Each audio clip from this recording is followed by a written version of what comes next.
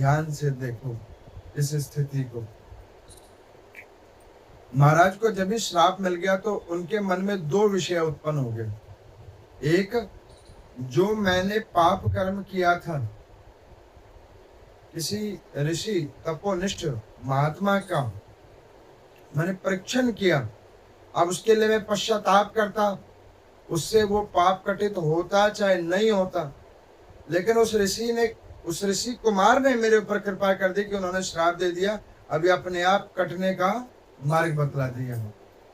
एक तो ये संतोष है महाराज परीक्षित के मन में, और दूसरा संतोष उनके मन में ये है कि कम से कम अब उस ऋषि के कहने पर 7 दिन से पहले मैं नहीं मरूंगा, 7 दिन तक मैं जीवित रहूंगा। अब इस 7 दिन में मुझे क्या करना है वो मैं करूंगा। अब यहाँ पर मैं पराशर जी कहते हैं कि हे मैत्रेय जी ध्यान से सुनिए।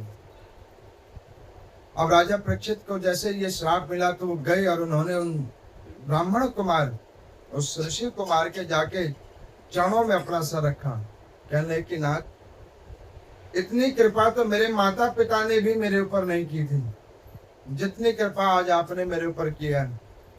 क्योंकि माता पिता तो केवल जन्म दे देते हैं, आगे का भाग्य नहीं बता पाते हैं, लेकिन आपकी इतनी अनुकंपा हुई, कम से कम आपने मुझे ये तो बता दिया कि मेरा अब इतना दिन अवशेष है और मेरा क्या गंतव्य होगा उसका मैं मार्ग ढूंढ सकूं। आपकी बड़ी कृपा है।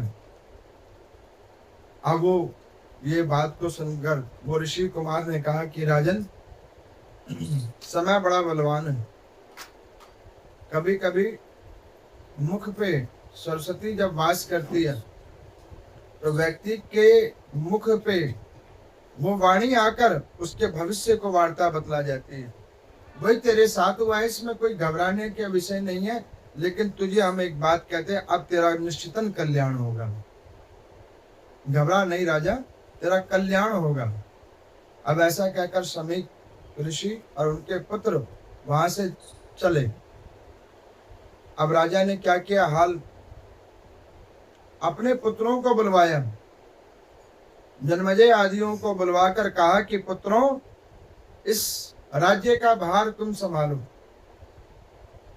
और मैं तीर्थाटन की ओर जा रहा हूं। उसने अपने पुत्रों को ये नहीं बतलाया कि मुझे ऋषि का श्राप मिला है, ये बात उन्होंने अपने बच्चों को नहीं बतलाया। उन्होंने कहा कि बच्चों मैं वानप्रस्थ की ओर जा रहा हूं, ये हमारे पूर्वजों की धरोहर है, इसको अच्छे से संभाल कर रखना, नीतिपूर्ण तरीके से इसको चलाना, जिससे सबका कल्याण हो सके। अब यहाँ पर मैं आप एक विषय को ध्यान से देखो। इस गद्दी के ऊपर में कितनों ने बैठना चाहा, लेकिन गद्दी ने सुख किसी को नहीं दिया, किसी को बैठने भी नहीं दिया। इस महाभारत की कथा में आप लोगों ने ध्यान से सुना होगा, शांतनु जी महाराज से पहले गुरु महाराज, उन्होंने चाहा कि इसके ऊपर मैं बैठूं, साम्राज्य को भोगूं, लेकिन जैसे ही थोड़ा समय बढ़ा, मृत्यु के ग्रस्त हुए, उनके पुत्र शांतनु जी को मिला। उन्होंने सोचा इसका मैं भोग उपभोग करूं, लेकिन समय ने ऐसा करवट लिया, ऐसी बुद्धि भ्रष्ट हो गई, उसका सुख ज्यादा देर नहीं मिला। फिर उनके पुत्र चित्रिय विचित्रिय, उन्होंने सोचा कि हम इसका भोग करें, लेकिन उनके भी समय से पूर्व अल्पायु में वो मारे गए। बैठे महाराज पांडु जी, उनके भी भाग्य में वो गद्दी नहीं रही, ज्यादा देर उनको भी नहीं सुख भोगने को मिला। फिर बैठे धृतराष्ट्र, जिनको दिखता नहीं, बगैर दिखने पे कुछ समय निकल गया, दिख गया होता तो वो भी निकल गए होते। और अब आई बारी धर्मराज जी की, युधिष्ठिर जी की, तो उनको भी ज्यादा देर सुख नहीं मिला। इतने बलिदान के बाद में महाराज परीक्षित को बिठाया कि इनको सुख मिलेगा, तो भाग्य ने साथ नहीं छोड़ा, श्राप इनको भी लग गया। अब बच्चों को बिठा दिया। अब ये कथा एक बात को दर्शाती है, जिस सुख की कामना तुम करके बैठी हो ना, ये सुख मिलेगा, उससे सुख प्राप्त होगा। सुख नहीं मिलेगा। ये तो सुख दुख का भीतर में तो दुख है, आगे सुख का मुखौटा है, और व्यक्ति सोच रहा है कि इससे कुछ सुख मिलेगा, और सुख नहीं मिलेगा। ये स्थिति हो गई। महाराज उठे, धर्म पत्नी को कहा कि तुम्हारे पुत्र हैं, ये तुम्हारा ध्यान रखेंगे। आप कहाँ जा रहे हो? उन्होंने कहा कि मैं जा रहा हूँ किसी विषय से तीर्थाटन की ओर, तुम यहाँ रहो, लेकिन भगवान का भजन करते रहना, इन बच्चों के ऊपर में उच्च मार्गदर्शन करते रहना, मैं जा रहा हूँ। सारा कुछ बच्चों को समझाकर, धर्मपत्नी को समझाकर, उनको उचित मार्ग दिखलाकर महाराज वहां से चल पड़े। कहाँ पहुंचे महाराज? अपने मार्ग को छोड़कर, अपने राज्य को छोड़कर। क्यों छोड़ा अपना राज्य? क्योंकि गलती से उस राज्य के अंदर में मैं रह गया तो फिर कहीं किसी में मोह जग जाएगा, कहीं फिर आसक्ति रह जाएगी, और फिर मुझे वापस यहीं पे आके मरना पड़ेगा। और अब मुझे क्या करना है? मरना नहीं है, मुक्त होना है। देखो, दो प्रकार का भाव आता है, एक मरना और दूसरा मुक्त होना। मरने वाले व्यक्ति को पुनः आना पड़ेगा, लेकिन मुक्त हो जाने वाले को अब आना नहीं पड़ेगा। डिसाइड हमको करना है कि हमें क्या करना है, मरना है या मुक्त होना है। अब यहाँ पर मैं वो आए, नैमिषारण्य के पवित्र स्थान पे आ गए। वहां पे जैसे ही महाराज को श्राप मिला, वहां पे इतने सारे साधु महात्मा जन, वैष्णव जन, ऋषि जन सब वहां पे आ गए। सब वहां पर आकर बैठे हैं। 88,000 ऋषि वहां पर आकर बैठ गए। अब महाराज ने क्या किया? एक आसन को बिछवाया। प्रदेश के महाराज आसन को बिछवाया। उन्होंने कहा कि हे मुनि जनों, हे श्रेष्ठ जनों, हे गुरु जनों,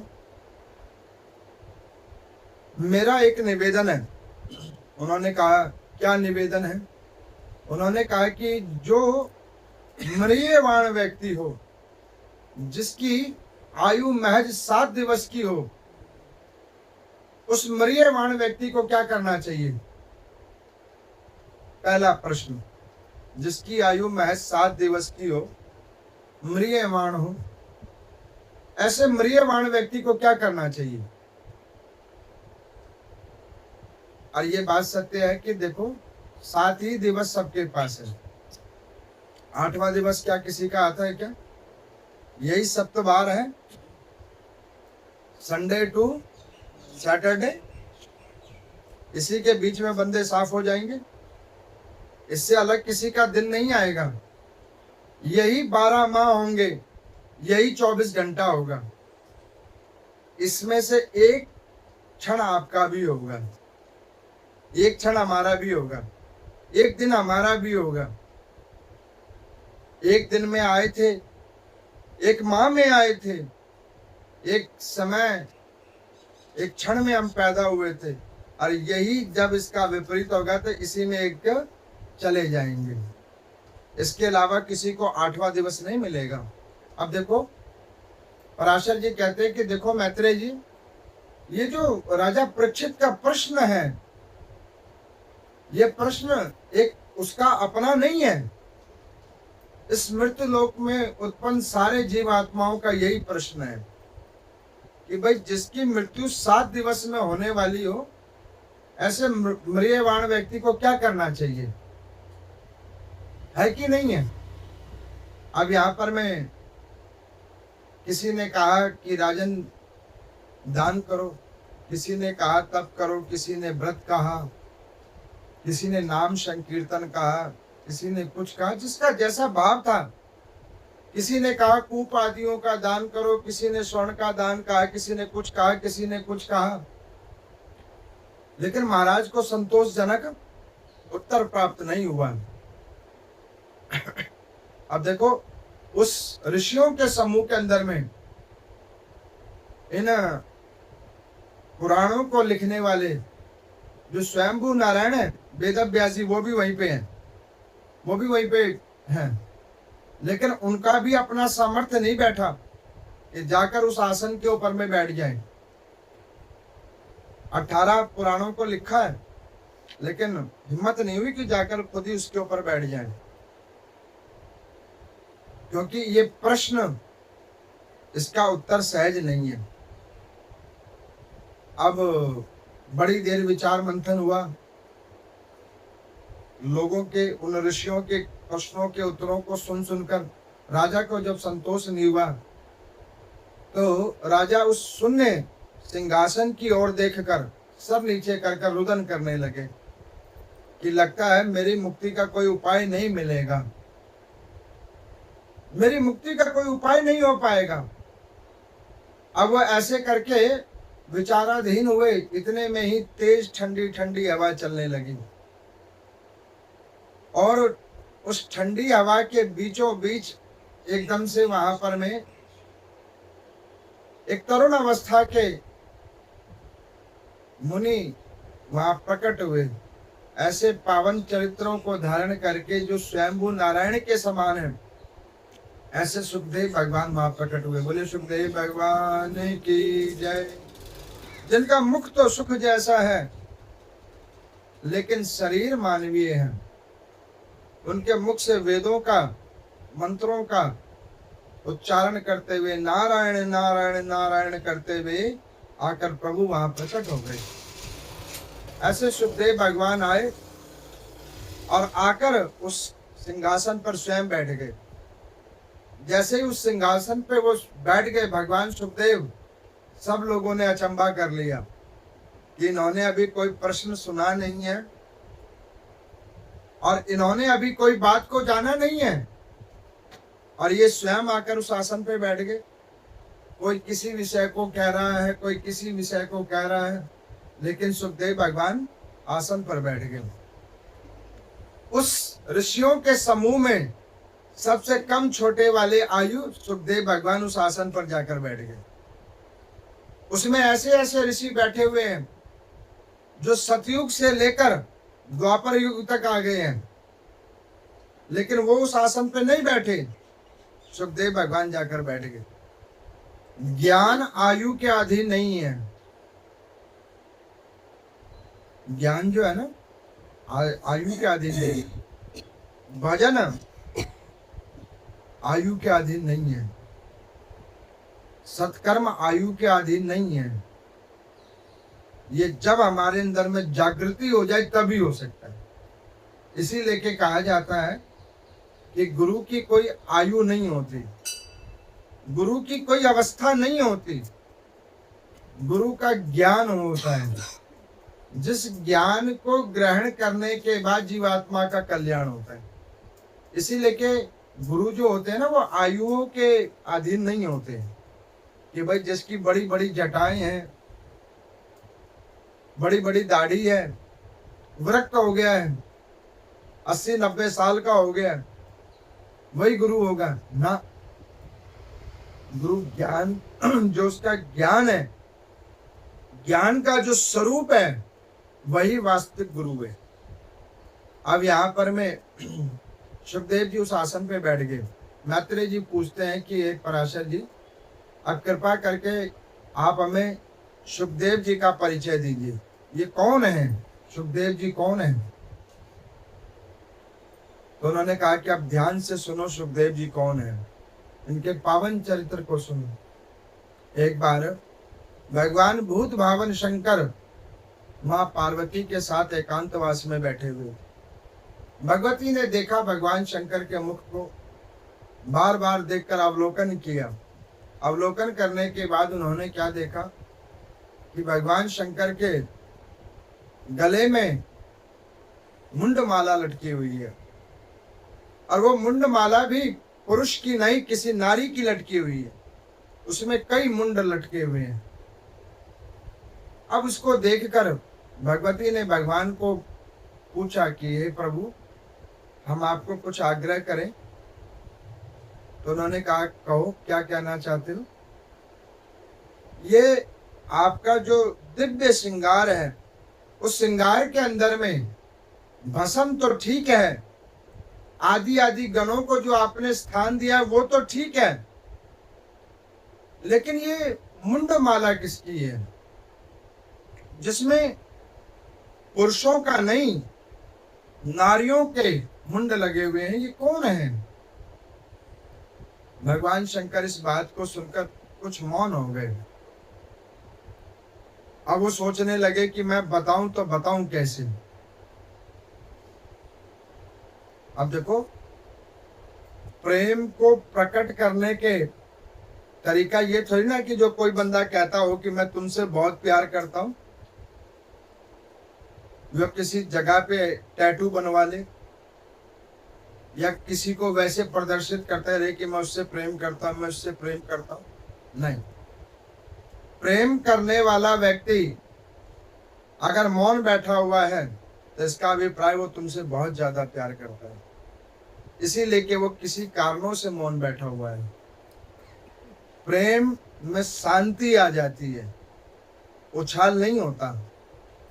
वासना और विषयों में उछाल होता है, प्रेम में शांति होती है और समर्पण होता है, उसमें कोई प्रश्नोत्तरी नहीं होती। भगवान शंकर मौन हो गए। भगवती गई, पांव पकड़ लिए, नाथ मुझे बताओ ये विषय क्या है? अच्छा, उन्होंने भगवान शंकर पे शंका नहीं की, जानती है त्रिलोकी के नाथ हैं, ये महादेव हैं, देव भी नहीं महादेव हैं। उन्होंने कहा भगवान शंकर ने कि देवी, तुम इस माला की जिज्ञासा कर रही हो ना, ये जितने भी इसमें मुंड लगे हुए ये सब तुम्हारे हैं। उन्होंने कहा मेरे? उन्होंने कहा हाँ। तो उन्होंने कहा कि प्रभु, मेरे ये मुंड आपने गले में डाल रखा है? उन्होंने कहा बिल्कुल सत्य वचन, ये तुम्हारे ही मुंड हैं सारे। उन्होंने कहा कि ये कैसे हो गया? उन्होंने कहा कि देवी, जब जब तुमने शरीर धारण किया और तुम्हारा जब जब शरीर निस्तेज हुआ तो मैंने तुम्हारे मुंडों को सहेज कर इस गले में लगा रखा। उन्होंने कहा कि आप प्रभु मुझसे प्रेम करते हो? उन्होंने कहा कि प्रेम करने की विषय नहीं है, तुम्हें तो हमने अपने शरीर में ही स्थान दे रखा है, इसीलिए के तो हमारा एक नाम अर्धनारेश्वर है। भगवान शंकर का नाम है ना अर्धनारेश्वर। बोले अर्धनारेश्वर भगवान की जय। रुद्र और रुद्राणी एक जगह पे बैठे हुए। अब यहाँ पर मैं भगवान शंकर की वार्ता को सुनकर उन्होंने कहा कि नाथ, मैं इतनी बार मरी, आप एक भी बार, ये कैसे हो गया? तो उन्होंने कहा कि देवी, मैं एक अमर कथा को जानता हूं, जिसको सुनने के बाद कभी जीवात्मा मरता नहीं है, वो अमर हो जाता है। तो उन्होंने कहा कि प्रभु ये अमर कथा कौन सी है, आप मुझे सुनाओ, ताकि मैं उसको सुनकर मैं भी अमर हो जाऊं। भगवान शंकर ने कहा कि अमर कथा सुनना तो सहज है, लेकिन उसको अमल करना बड़ा कठिन है। क्यों जी, कठिन है कि नहीं? अनंत बार आप लोगों ने सुन रखी है कथा, अमल कोई कर रहा है? सच सच बताओ, नहीं कर रहे हो ना? क्यों नहीं कर रहे? क्योंकि दिल है कि मानता नहीं, यहां से निकले नहीं और कलिक का प्रभाव हुआ नहीं। अच्छा, कलिक क्या होता है? देखो, दोनों कंधे पे बैठा रहता है, एक इधर एक इधर। इधर वाला क्या रहा होता है, अरे ये अभी थोड़ी देर की बात है ना, सुन ले जल्दी से। अब उसमें भी अगर उसको आपने ज्यादा बड़ा स्थान दिया हुआ है तो वो क्या कहता है, अरे छोड़, सो, क्या करेगा सुन के, इससे तेरे कुछ होगा?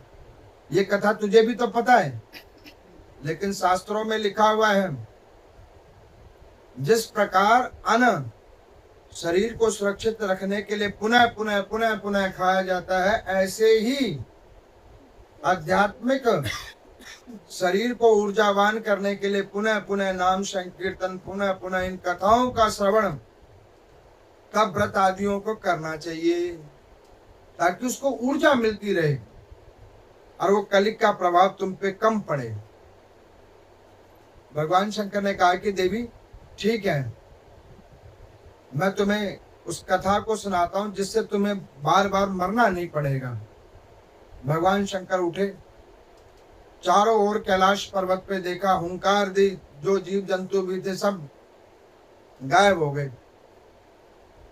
भगवती ने अट्ठास किया, उस स्वर को सुनकर जो भी छोटे मोटे जीव जंतु थे वो भी निकल गए। भगवान ने कहा कि जाओ देखो एक बार कोई बचा तो नहीं। अब वो गए, भगवती गई, उन्होंने चारों ओर देखा, कहीं पे किसी को नहीं देखा। उन्होंने कहा कि नाथ कोई भी अब इधर नहीं है, सब खाली है। देखो देखने के भी दो तरीके होते हैं। अब पुरुष को कहा जाए देखने के लिए तो बारीकी से चारों ओर देख के आएगा कि भाई कहीं कुछ छूट तो नहीं गया, लेकिन उसके विपरीत नारी को कहा जाए तो कहेगी अरे आसपास में नहीं दिख रहा तो इसका मतलब कोई होगा ही नहीं, जल्दी चलो इधर से, आगे का कुछ देखें, रुचि। अब वहां पे क्या कौन छूट गया?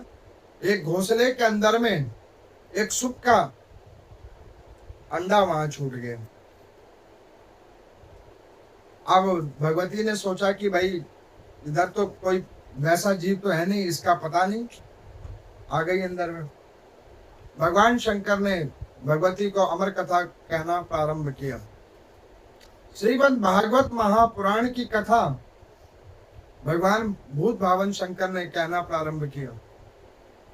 अब वो जैसे कहना प्रारंभ किया तो भगवती क्या करती, अब देखो कथा में जब नींद आती है तो व्यक्ति सोचता है कि दूसरे को पता ना लगे। एक जगह ऐसे कथा हो रही, पंडित जी कथा सुना रहे, तो पंडित जी ने देखा कि भाई पहले एक ऑडियंस हो गई, फिर दो, फिर तीन, अब पूरा पंडाल ही सो गया, सारे खराटे ले रहे हैं। पंडित जी ने सोचा जब सारे सो गए तो मैं ही क्या करूंगा, जब के वो भी आराम से सो गए। अब वहां पर इतने में कोई विद्वान व्यक्ति जा रहे थे, उन्होंने देखा कि भैया बड़ी विचित्र कथा हो रही है, खाली खराटों के शब्द आ रही है, ना कोई ज्ञान का उपदेश, ना कोई प्रवचन। अब उन्होंने सोचा किसी को वैसे उठा के पूछेंगे तो गड़बड़ हो जाएगा, जो कथाकार है उन्हीं के पास चले। अब पहुंच गए, मंच पे पहुंचे, उन्होंने पूछा हिला के, महाराज ये कौन सी कथा हो रही है? अब पंडित जी की तो अभी लगी थी नींद, हाल उठा दिया, मन खिजला गया। उन्होंने कहा चुप चुप कर, ये सबकी समाधि लग गई है। ऐसी अमर कथा सुनाई, सबकी समाधि लग गई। और अगर तू थोड़ी देर बाद में आता तो आधे तो बैकुंठ में भी पहुंच गए होते। तो ऐसी कथा ना कहनी चाहिए ना सुननी चाहिए। आप लोग तो नहीं ऐसे सुनते हो ना? हाँ, ऐसे नहीं सुनना, क्योंकि देखो मैं तो आंख खोल के सुनाता हूँ, मैं आंख इसीलिए बंद भी नहीं करता। और मैं बीच बीच में पूछ भी लेता हूँ कि कोई सो तो नहीं रहा है, इसीलिए। क्योंकि ये कथाओं को जब सुनता है ना व्यक्ति, हमारे पाप कर्म वो निद्रा के रूप में आ जाते हैं और हमारे ऊपर बैठ जाते हैं, वो करने नहीं देते, सुनने नहीं देंगे, इसमें ध्यान नहीं आने देंगे। और देखो हर बार हर व्यास के मुंह से जब आप यही कथा को सुनोगे ना, तो हर व्यास का कहने का तरीका अलग होता है। अब उससे क्यों अलग होता है उसका कारण समझो कि ये तो तुमने सुन ही रखा था, अब इसको ऐसे सुनो और इस तत्व को जानो और इसमें परमात्मा की कृपा देखो। इसी लेके उनका कहने का अभिप्राय अलग हो जाता है।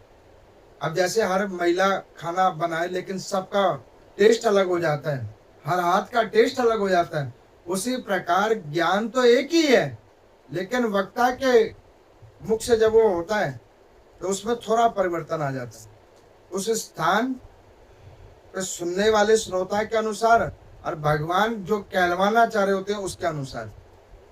क्योंकि कथा कोई अपनी इच्छा से नहीं कर सकता जब तक देव इच्छा ना हो। भगवान शंकर कथा सुनाने लगे, भगवती बीच में कहे हूं। भगवान शंकर ने सोचा कि सुन रही है, ध्यान से सुना रहे हैं, वो सुन रही है। भगवान सुनाते गए, ऐसे में ही भगवान श्री कृष्ण का प्राकट्य सुनाने लगे। ये देखो, नंद के घर आनंद हुए, जय कन्हैया लाल की। अब ये भगवान कह रहे हैं और भगवती वो पूर्ण आनंद में पहुंच गई हैं। इतने में देखा कि ये तो सो गई है, हूं कौन कर रहा है। अब उन्होंने देखा कि जैसे ही भगवान ने अमर कथा प्रारंभ करी सुनानी, उसी वक्त वो अंडा टूटा, उससे एक सुख निकले। अब उन सुख ने वो नंद के घर आनंद वो पहुंच गए, भगवान श्री कृष्ण के अवतार तक वो पहुंच गए। अभी हम भी पहुंचेंगे, अभी बस 2 ही दिन की बात है, उसके बाद हम भी उधर ही जाने वाले हैं। अब वो वहां पर में उन्होंने देखा कि अरे ये तो सुख बोल रहे हैं। भगवान शंकर को क्रोध आया, बगैर मेरी आज्ञा के तुमने कथा सुनी, अमर कथा। भगवती को वहीं सोता हुआ छोड़कर उठे भगवान शंकर और उनके पीछे पीछे भागना शुरू किया। अब वो सुख अपनी प्राणों की रक्षा करने के लिए, अब उन्हें कुछ समझ नहीं आया किधर जाऊं, कौन मेरी रक्षा करे। क्योंकि भगवान, मैंने कथा के शुरुआत में ही कहा था ना, जो हरि और हर से बैर कर लेता है उसको तो कोई भी नहीं बचा सकता। अब यहाँ पर मैं वो सुख भागते भागते भागते भागते सीधे वो गए वेद व्यास जी के पवित्र आश्रम में। उनकी धर्म पत्नी जम्भाई ले रही थी।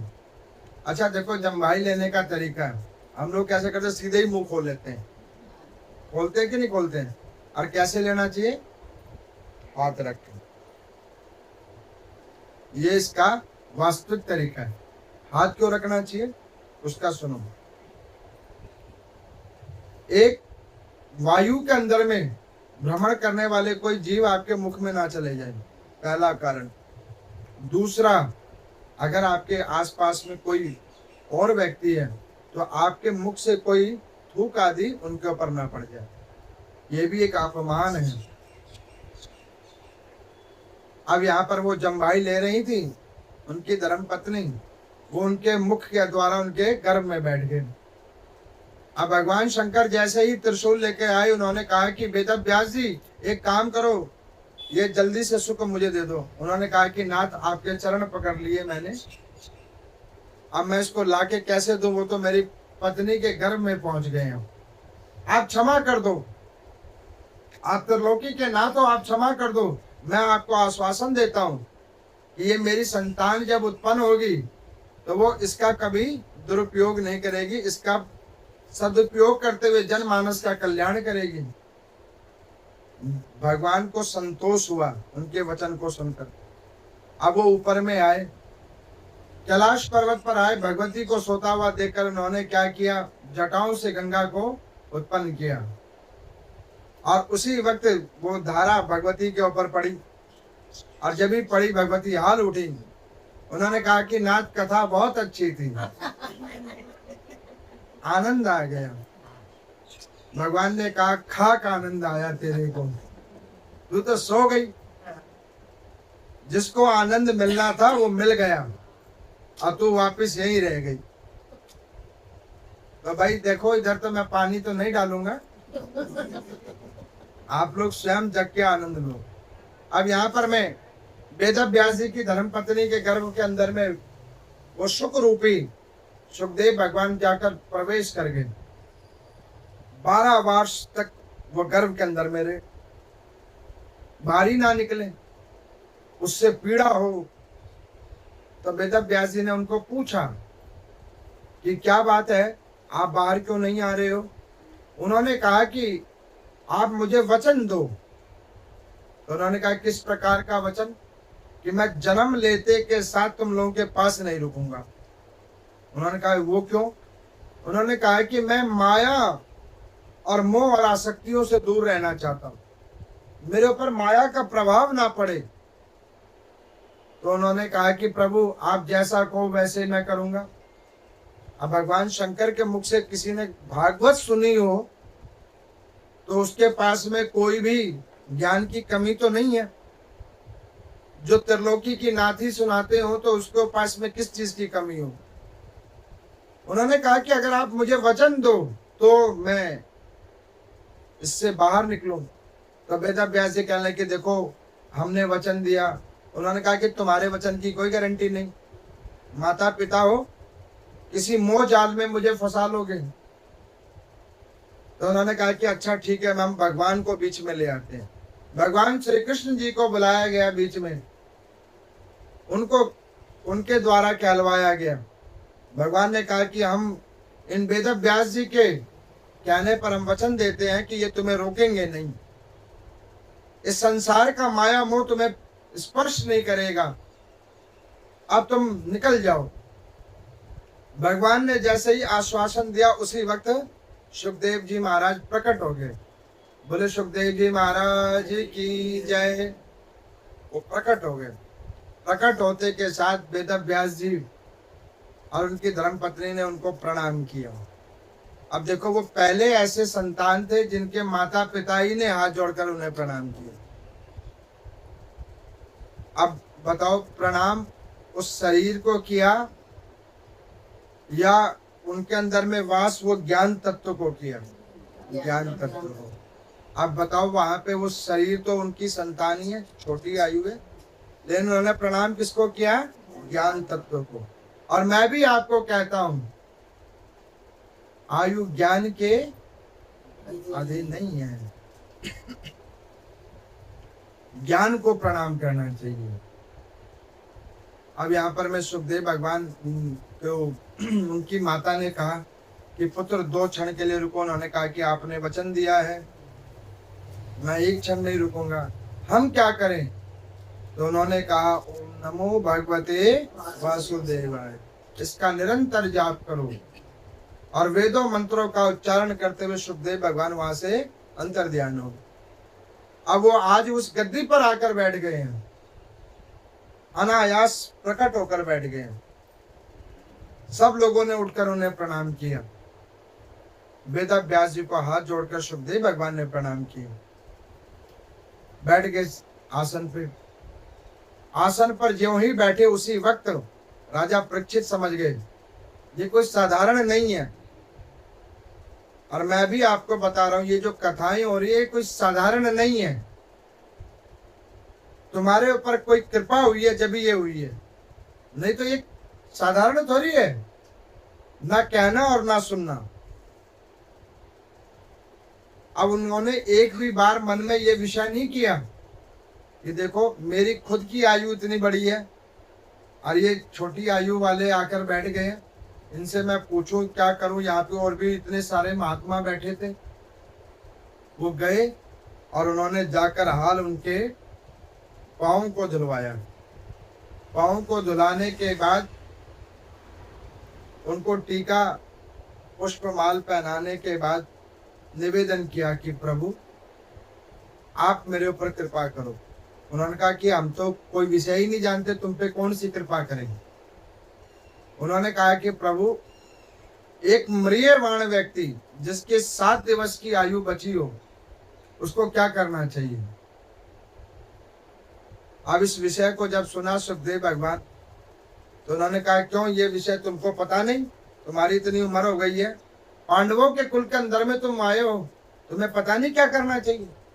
उन्होंने कहा कि नाथ पता तो इस संसार में सबको है कि एक दिन हमको जाना है, लेकिन कोई कर पा रहा है? कोई इससे मुक्त हो पा रहा है?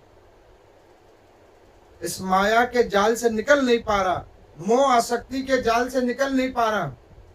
आप कोई कृपा कर दो। उन्होंने कहा कि परम तत्व का ज्ञान लो। जो व्यक्ति 7 दिवस में मरने वाला हो उसको परम तत्व का ज्ञान लेना चाहिए। अब देखो, परम तत्व का ज्ञान तीर्थों पे जाकर नहीं होगा, खूब व्रत करने से भी नहीं होगा, खूब यज्ञ करने से भी नहीं होगा, खूब ज्ञान का उपाख्यान करने से भी नहीं होगा। फिर कैसे होगा?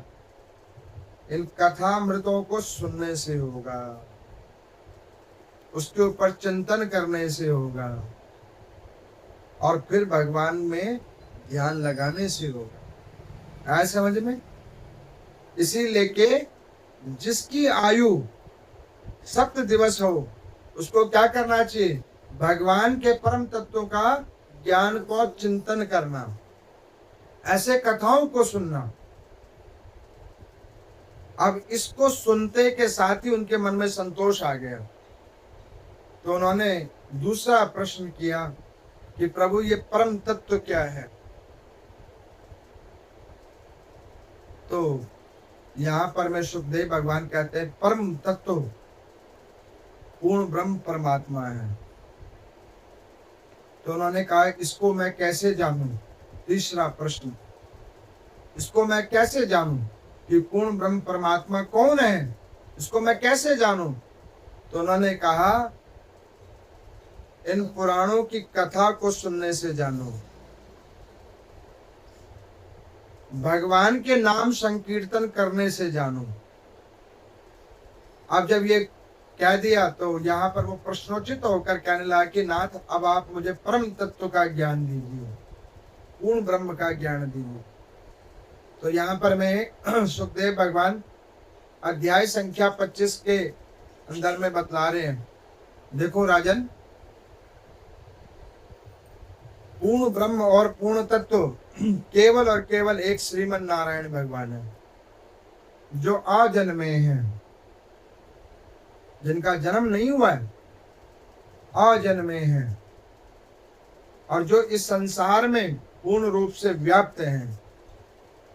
तो उन्होंने कहा कि प्रभु, पर इन नारायण भगवान ने इस संसार के अंदर में अपनी लीलाओं को, इस संसार को चलाने के लिए और इस संसार के अंदर में उनके धर्म को मानने के लिए कौन से ऐसे नियम बनाए हैं, उसका उल्लेख कीजिए।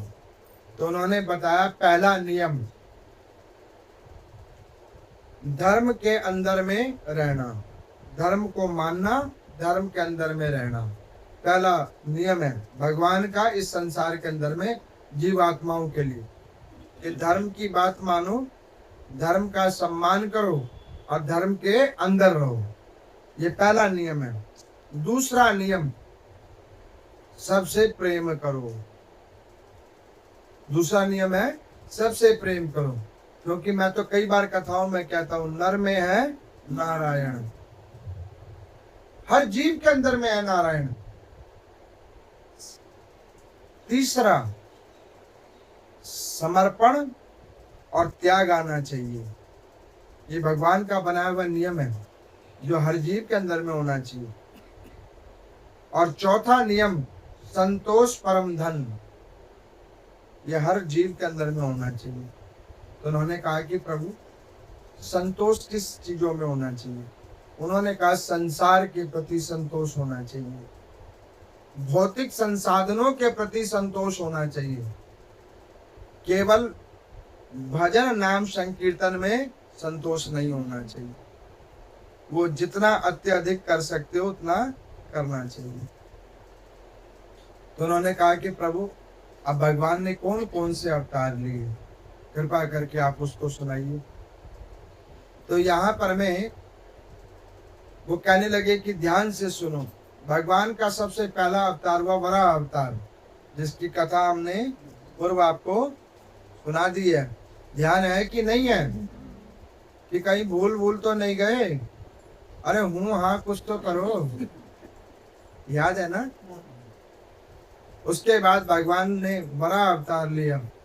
वराह के बाद भगवान ने नरसिंह अवतार लिया, मत्स्य अवतार हुआ भगवान। इसकी कथा अभी नहीं सुनाई है, अभी आगे आप सुनोगे मत्स्य अवतार की कथा। फिर भगवान ने ऐसे ही कपिल देव भगवान का रूप लिया, यही भगवान कपिल देव बने।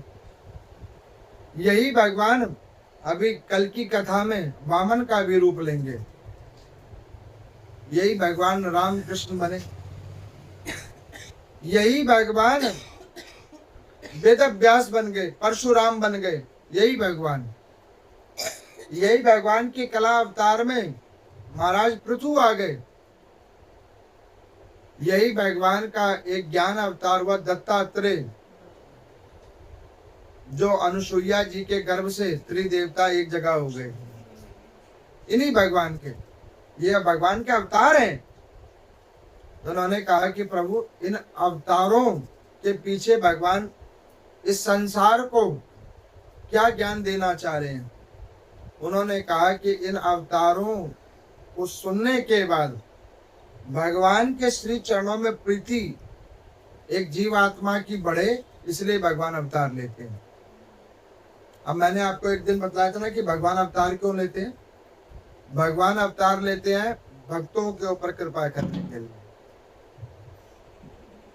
और भगवान अवतार कभी भी ले लेते हैं। अब आपको एक मैं भाव सुना देता हूं, ध्यान से सुनिए। भगवान का भजन, भगवान के वैष्णवों के दर्शन, ये जब भगवत कृपा होती है तो उसी से जीव का कल्याण होता है। एक बार यही जिज्ञासा को लेकर नारद मुनि जी, देव ऋषि नारद जी बैकुंठ पहुंच गए। भगवान श्रीमन नारायण को जाकर कहा कि प्रभु आज हम आपके पास एक जिज्ञासा से आए हैं। तो उन्होंने कहा क्या जिज्ञासा है आपकी। उन्होंने कहा कि प्रभु हमारी जिज्ञासा ये है, भगवत चिंतन और भजनानंदी जीव, इससे जीव का कैसे कल्याण होता है, ऐसे जीव के दर्शन से कैसे कल्याण होता है। भगवान ने कहा कि इसका प्रश्न तुम्हें मिलेगा नीचे। वो कहने लगे नीचे कहा। तो उन्होंने कहा मृतलोक में। तो उन्होंने कहा कि प्रभु मृतलोक में मैं कहाँ जाऊं।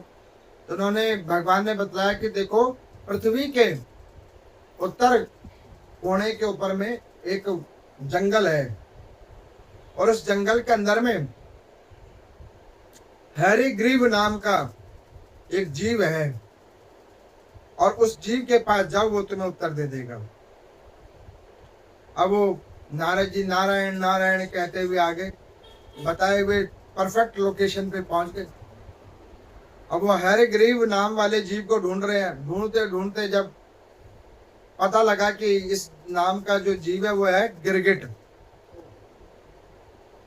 भगवान ने अब जो बताया था उसी जगह वो पहुंच गए। अब नारद जी के मन में भाव आया कि बताओ, प्रश्न तो मैंने मानवीय पूछा, उत्तर भगवान ने कैसा दे दिया कि बताओ ये हरिग्रीव, ये गिरगिट क्या बताएगा। अब नारद जी गए, उन्होंने सोचा कि भगवान ने कहा है तो सत्य ही कहा होगा। गए और उनको जाकर निवेदन किया कि प्रभु जरा आप मुझे बताना, भजन करने वाले जीव, भजनानंदी जीव, वैष्णव जीव के दर्शन, उनके सानिध्य को प्राप्त करके जीव कैसे मुक्त होता है। अब ये जैसे ही प्रश्न किया उसी वक्त वो हाल डाल से नीचे गिरा और वो हरिग्रीव मर गया। नारद जी ने सोचा कि मैंने लगता है प्रश्न गलत पूछ लिया, पूछा नहीं और बंदा गिर के मर गया। अब प्रश्नों का उत्तर तो मिला नहीं, जीव हत्या का और कलंक लग गया, मन में भाव आ गया। हाल वैकुंठ पहुंच गए।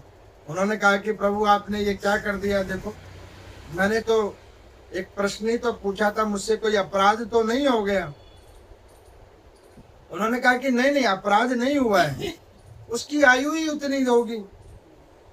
लेकिन प्रभु मेरे प्रश्न का तो उत्तर नहीं लगा। उन्होंने कहा कि अभी मिलेगा, फिर नीचे जाओ। उन्होंने कहा अब मैं नीचे कहाँ जाऊं, दक्षिण दिशा में जाओ। उन्होंने कहा दक्षिण में, हाँ दक्षिण में जाओ। तो वहां किससे पूछो। तो उन्होंने कहा कि जाओ नीचे में एक सुप होगा, प्रिय भंजन उनका नाम होगा, उनसे पूछो। नारद जी ने कहा कि प्रभु देखो, ये उत्तर चाहिए, जीव अवलोकन नहीं चाहिए। उन्होंने कहा कि घबराओ नहीं, जाओ नीचे, जाओ नीचे। ढूंढते ढांढते वो उस वृक्ष के पास आए। प्रिय भंजन नाम वाले वो तोता ऊपर में बैठे हुए। सुख को देखा, प्रणाम किया। सुख ने उनको देखा, प्रणाम किया, और इनके प्रश्न पूछने से पहले ही वो नीचे गिर गया। अब वो प्रश्न पूछते क्या, उससे पहले ही वो नीचे गिर गया। नीचे गिरा, हाल देखा। अब उन्होंने सोचा कि मैं गलत लगन में भगवान के पास गया था प्रश्न करने के लिए। पहले एक जीव की हत्या मेरे द्वारा हो गई, अब ये दूसरे का भी दोष मुझे लग गया। हाल ऊपर पहुंच गए बैकुंठ में। कहने कि प्रभु आप उत्तर देना चाहते हो तो ठीक है, नहीं देना चाहते हो, आपकी नहीं है राजी, कम से कम ये जीव हत्याएं तो मेरे सर पे मत लिखवाओ। भगवान ने कहा ये किसने कहा हम आपको उत्तर नहीं देना चाहते, आपको उत्तर मिलेगा। उन्होंने कहा कि अब मैं किधर जाऊं? तो उन्होंने कहा कि अब तुम फिर नीचे जाओ। तो उन्होंने कहा अब नीचे किधर जाऊं? तो उन्होंने कहा पश्चिम दिशा में जाओ। उन्होंने कहा कि पश्चिम दिशा में मैं अब ये पेड़ पे रहने वाले जीवों के पास नहीं जाऊंगा, मैं जाता हूं वो मर जाता है। तो उन्होंने कहा कि अरे पेड़ वाले पे नहीं जाना ना, तो अब किधर जाना है? तो उन्होंने कहा कि जाओ नीचे में, अब जो पृथ्वी पे चले उसके पास चलना पड़ेगा। नारद जी ने सोचा पृथ्वी पे तो मानव ही चलते हैं, अब उत्तर सही जगह मिलेगा। अब उन्होंने कहा कि अब मैं किसके पास जाऊं? तो उन्होंने कहा कि एक करदम नाम वाला एक गधा है, वो एक धोबी के पास में, एक रजक के पास में, वो अभी जाओ जल्दी, वो उत्तर देगा। नारद जी ने सोचा कि अरे भैया मैंने प्रश्न क्या पूछ लिया, मैं तो गधे के पास जा रहा हूं, गधा क्या बताएगा। नारद जी आए नीचे। देखो ये दंत कथा है, कोई इसको पुराण की कथा नहीं समझना भाई कि पंडित जी सुना रहे थे तो पुराणी की कथा सुना रहे थे। पुराण की कथा पीछे सुना रहा था, ये एक भाव है जो आपको समझाने का एक तत्व है कि परम तत्व क्या है। अब यहाँ पर मैं अब वो गए उस गधे के पास में, गधे को आधा सुनाया और वो हाल गधा भी वहां गिर गया।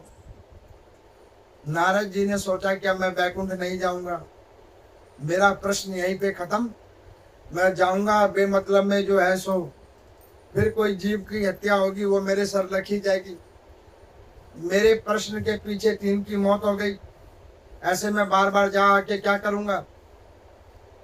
अब नारद जी ने क्या किया, वो बैकुंठ नहीं गए, मृत्यु लोक में ही घूमने लग गए। इतने में भगवती लक्ष्मी को नारायण भगवान ने कहा कि एक काम करो, वो आएगा नहीं, उसके जो स्थिति हो गई है वो अब वो आएगा नहीं, उसको लग गया है कि मैं उत्तर देना नहीं चाहता हूँ, लेकिन उत्तर उसके पास ही है, लेकिन मैं देना उसको उसी के तरीके से चाह रहा हूँ, एक काम करो उसे बुला लाओ। भगवती लक्ष्मी जी आ गई। नारद जी यहाँ क्या कर रहे हो? उन्होंने कहा कि माता साष्टांग प्रणाम, मैं इधर अपने प्रश्न का उत्तर ढूंढ रहा हूँ। उन्होंने कहा कि भगवान ऊपर बुला रहे हैं आपको। तो उन्होंने कहा कि मेरे प्रश्नों का उत्तर मिल गया कि मुझे नीचे ही घूमना है, अब मैं खुद ही ढूंढ लेता हूँ इधर कहाँ कोई उत्तर है। उन्होंने कहा कि वो तो ठीक है, लेकिन ऊपर चलो, भगवान बुला रहे हैं आपको। उन्होंने कहा कि माते सुनो, आप एक वचन दे दो।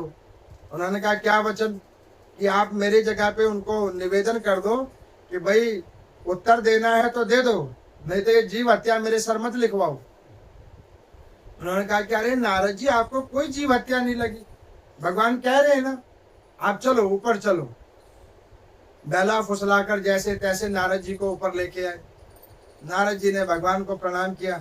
भगवान ने कहा कि नारद जी सुनो, इतने व्यथित मत हो, अब हम जहां भेज रहे हैं ना 100% आपको उत्तर मिलेगा, ना मिले तो हमें बतला देना। उन्होंने कहा कि प्रभु मैं पहले कह रहा हूं, अगर वहां मरने मारने वाला सिस्टम हो तो मुझे नहीं भेजना, इससे अच्छा तो मैं बगैर उत्तर के ही ठीक हूं। अब मैं उस 3 मृत्युओं का निवारण कैसे होगा मैं वो ढूंढने जा रहा था। भगवान ने कहा कि वो अभी तुम्हें पता लग जाएगा। अरे चिंतित मत हो, नीचे जाओ, भगवान का भजन करते रहो, मन में अधीरता मत लाओ कि भगवान की कृपा कब होगी। तुम अपना काम करते रहो, एक दिन तुम्हारे ऊपर भगवान अपने आप कृपा करने आ जाएंगे। अधीर मत हो, बस लगे रहो। जो संत गुरुजनों ने कहा है उसको पकड़ के रखो, कल्याण अवश्य होगा। अब यहाँ पर उन्होंने कहा कि प्रभु अब मैं किधर जाऊं? तो उन्होंने कहा कि इसी मृत्यलोक में फिर चले जाओ। उन्होंने कहा कौन सी दिशा में जाना है? उन्होंने कहा पूरब दिशा में। तो उन्होंने कहा अब मैं किसके यहाँ जाऊं? तो उन्होंने कहा एक चांडाल है उसके यहाँ। तो उन्होंने कहा कि प्रभु वो मरेगा तो नहीं? भगवान ने कहा कि अरे उधर तो पहले ही सारे मर रहे हैं, उधर कोई नहीं मरेगा, तुम जाओ, उधर जाओ। अब वो नीचे आए चांडाल के पास में। उस मरघट के अंदर में एक महिला का प्रसव हुआ है, हाल प्रसव हुआ है, और वहां पे भीड़ लग गई है। मरघट में अगर किसी की प्रसव हो जाए तो भीड़ लगेगी कि नहीं लगेगी? भाई एक ऐसा तो क्षेत्र नहीं यार, वहां ये हो गया। अब उस महिला की स्थिति ऐसी हो गई है कि उसका जवान पति मर गया है, उसकी अंत्येष्टि करने के लिए पूरे परिवार में कोई नहीं बचा। तो बेचारी जैसे तैसे करने के लिए वो यहाँ पे आई है, और इतने में उस गर्भवती महिला को प्रसव भी हो गया। और चांडाल ने उसका नाम रख दिया कुंडिम। क्या नाम रख दिया? कुंडिम। अब नारद जी हाल कुंडिम जी के पास पहुंचे। उन्होंने सोचा कि भैया इसके तो वैसे ही समय ठीक नहीं चल रहा है, इसका पिता अभी हटा है मर के, अभी अग्नि भी शांत नहीं हुई है, और मैं इससे क्या प्रश्न पूछूं। लेकिन वो बच्चा नारद जी की ओर ही देख रहा है। नारद जी ने सोचा कि चलो अब जो होगा सो होगा, इधर तो पहले ही बंदा मर चुका है, तो अब क्या होगा। अब जैसे ही वहां पे गए नारद जी, तो उस बच्चे की मां मर गई। बच्चे की मां मर गई। नारद जी के गोद में वो बच्चा आया। नारद जी के गोद में जब वो बच्चा आया, नारद जी की ओर देखने लगा। अब नारद जी ने सोचा कि मैंने भगवान को अभी कहा था ये मरने मारने वाली जगह पे नहीं भेजना। अब देखो इसका मेरे आने से पहले इसका पिता मर गया, बच्चे का जन्म हुआ, इसकी मां मर गई। अब मैं इससे प्रश्न पूछूं, क्या करूं, कैसे करूं। अब ये व्यथा अभी मन में चली रही है। इतने में वो बच्चा कहने लगा कि नारद जी मेरा जीवन धन्य हो गया। नारद जी ने कहा ये क्या कह रहे हैं? उन्होंने कहा बिल्कुल, देखो प्रभु मैंने इतने पाप कर्म किए, उससे पीछा छुड़ाना मेरा मुश्किल हो गया था। अधम योनि में पहले किरीट बना, अधम योनि में मैं सुख बना, अधम योनि में मैं गधा बना, और देखो मेरे पापों ने मेरा अभी भी पीछा नहीं छोड़ रखा था। तो इस संसारिक भौतिक माता पिताओं, जो आपको नहीं पता, वो जो मेरा पिता था वो इस नगर का चोर था। इतने पाप कर्म किए उसने, इतने वैश्यावृत्ति करी, जिसके प्रभाव से इस नगर वालों ने इसे जान से मार दिया। मेरे पाप कर्मों की सजा देखो। ये जो महिला अभी मर गई है, जो मेरी इस शरीर की माँ है, ये एक वेश्या है। मेरे पाप कर्म मुझे नहीं छोड़ रहे थे, और देखो आप जैसे देव दर्शन, संत दर्शन, भगवत चिंतन करने वाले वैष्णव जन के दर्शन होने से मेरा उद्धार हो गया। नाथ यही भगवान कहना चाह रहे हैं।